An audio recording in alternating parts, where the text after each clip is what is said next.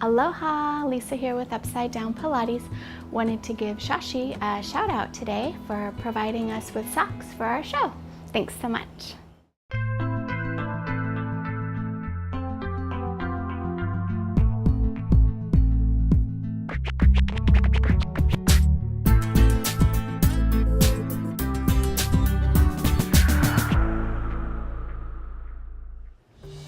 Okay, we're going to do some seated exercises now.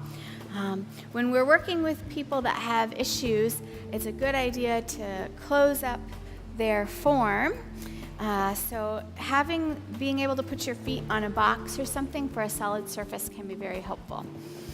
The other thing that we can do, which we're not going to do today, but we could take our whoopee cushions and have Shannon sit on the whoopee cushion on her tush and then also on her feet like we did in the beginning.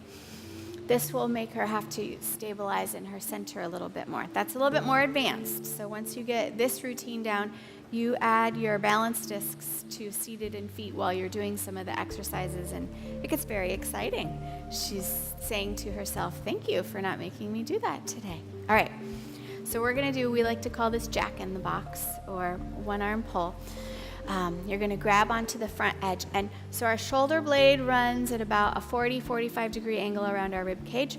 So we're going to have our elbow reaching out and away. And this is going to help with our lower traps as well as engage into our serratus anterior and external obliques. You want to be in neutral. Nice little arch in the low back, ribs connected, big breath in. And you're going to pull down. Make sure the person has their shoulder blade go down, and then as you go up, you're going to control it up and make sure they don't just drop it and let the shoulder pull up with the upper trap. So concentrically down, we're using low traps, serratus, etc. And then on the way up, you're really feeling the wrap of the shoulder blade into the armpit. And again, 3, let's do 10 of each. And this feels okay on this shoulder? Excellent. And 4. Inhale. Exhale. 5. Good. Sometimes when people pull down, go for it, Shannon, 6. They'll tip their scapula forward. Can you tip your, yes, they'll start to go like that. So they're trying to pull down with their pecs as well. So you want to keep your clavicle nice and open and wide like Shannon is. Go again.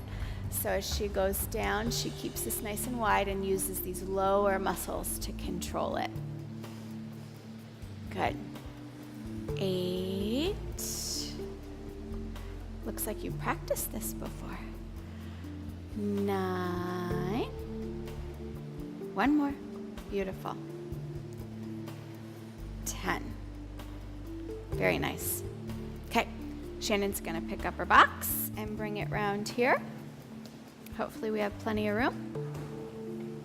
I think we do. Yes, we do.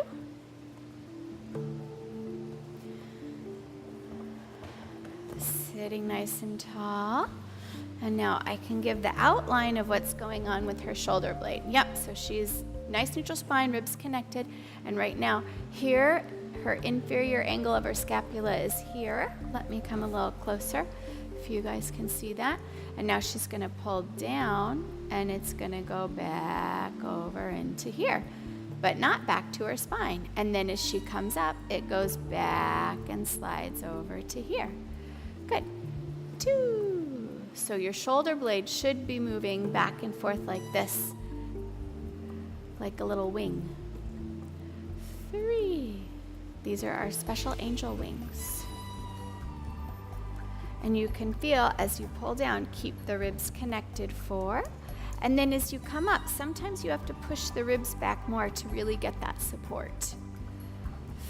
5. And she's doing a beautiful job.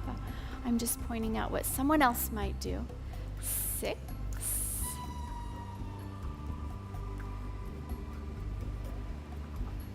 7.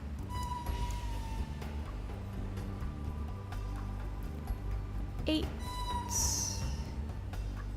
2 more. 9. 10. Good, very good. All right, let's go to the other side. And now we're gonna do, grab your box, don't forget.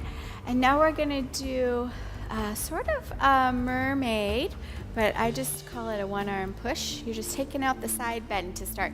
So you can add this into your regular mermaid as your client gets stronger or as you get stronger. And we're gonna have overhand grip like this. And this is a little challenging to get set up for, so come in just a tiny bit. You want your person to have a little bit of a bend before they start. Let's see how this goes. You're gonna pull down and then go ahead, press out. Is it too much, too close? Okay, and then bend the elbow and carefully bring it up. So you wanna keep this side nice and strong when you're doing this right arm, and you'll see, push it outside. And then people will, as they pull down, they push out, and then they can't push the bar down. It's hard, yeah? So this is a very common thing that happens. So you're gonna pull the bar down, and then anchor with that opposite side to press. Gorgeous. And then anchor and bring it up. So we're thinking belly to the back to the belly. One more thing is make sure you pull this back a little bit in space. Yes, and now big exhale as you press.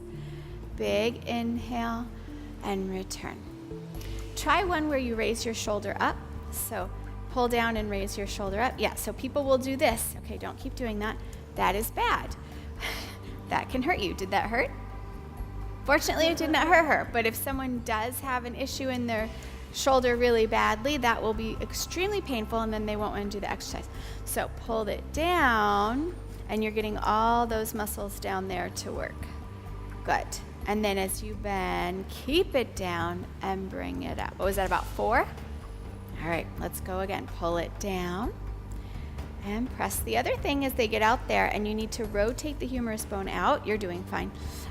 And then up, but what people will do is pull down, and then as they press, they tip the scapula forward and do an anterior tip here using their front muscles only again. All right. That's about all I can think of off the top of my head. Go again, pull down, and 6. But I'm sure someone will come up with something exciting for you to fix.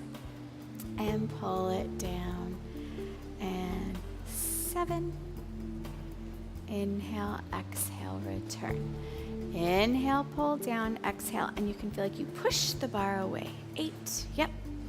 Inhale, control it up and return. Pull it down, and 9. Bend it in and return. One more. Pull it down, and 10. And bend, and very good. All right, let's flip it to the other side. So Shannon's gonna grab her box and flip it round.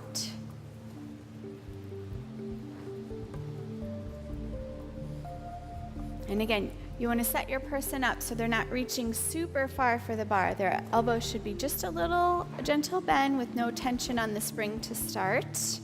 And so everybody's a little bit different. All right, nice and tall, abs are in, pull down, and then is this okay? You need to move out or you're fine? Perfect. And then angle that elbow forward and return. So again, just reminding you this opposite side is your wall. So you gotta have a strong wall so that you can move your door. If your wall's moving around, your door's not gonna open and close very well. Good. And again, this is 3. Pull it down, big breath out, big breath in, and return. And she's doing a nice smooth movement, which is fabulous. You also people push and then kind of drop back and pull it up because they don't want to use their muscles. You get to teach them how to use their muscles. 4. Don't get frustrated with them. They're keeping you employed. And 5. Inhale, pull down, exhale, push away. 6. Inhale, pull down. And you can think about that wrist again. pull down, and as you rotate over there, make sure it's in neutral and they don't do that bizarre break and then put extra tension in their wrist, which can actually hurt them. And down, 7, down, return, and inhale down, and 8, inhale down, and return, and down, 9, and bend, return, last time, bend, and a press, and a bend, and very good, nice. All right, we're going to twist, all right? So this can be really tricky. This is going to be something you'll add on after the shoulder gets to be a little more equipped to handle things. There's a couple ways that you can sit. You can sit cross-legged, or you can straddle the legs. Shannon, which one you want to do today? She's going to straddle for now. She might change. She's a tiny lady, so this is a wider bed. Then what you want to do is you're going to be more forward than you think you should be. So I'm going to have you go even more forward. What you need to do is be able to get your ribs over your hips. So pull back more. And this is going to pull into your lumbar multifidi holding you up. Yes, you have to have this nice and strong against the pull of the ribs. Do we feel? Yes, she's smiling. She's having a good time. Now what's going to happen is you're going to push that shoulder down, connect into your ribs, push the bar, and twist without moving your hips. Good. And then as you're going to return back. It's going to be like a 45 degree movement. That's all the rotation we have in our thoracic spine. Go again. And what this is going to start doing is bringing, again, the shoulder back down into the rib cage. And it's not about bending and straightening the arm. So people will try and bend and straighten the arm. You just set your arm where it feels good for you, and then move from the rib cage and use this bar as a little bit to push to get right into those obliques and your serratus anterior. 4. How's it feeling? Oh, she's having a good time over here. 5.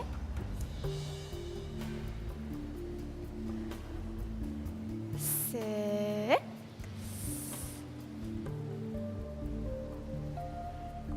7.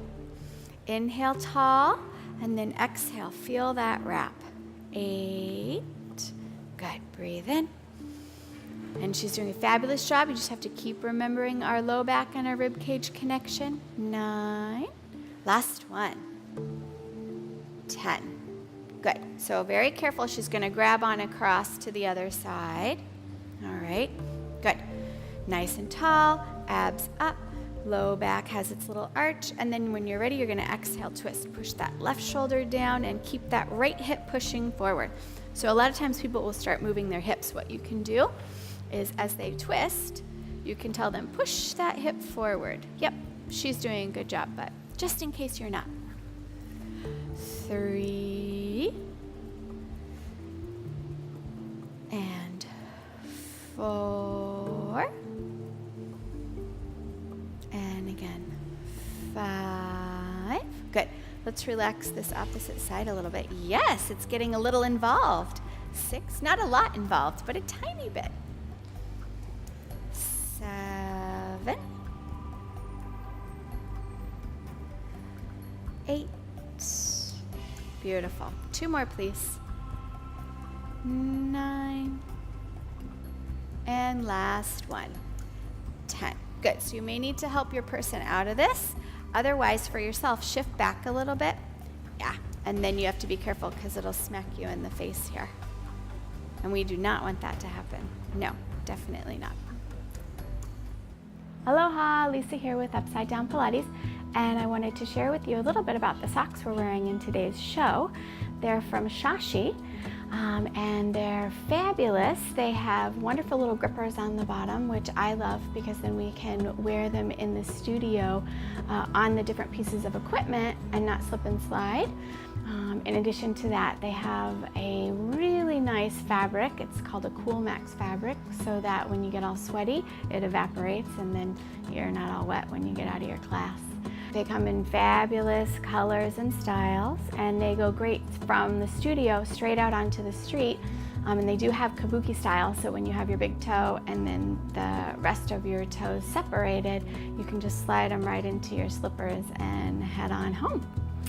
You can visit them online at shashionline.com. There's going to be a link below, as well as we have a fabulous promo code for you below to get a discount on your first pair. Aloha!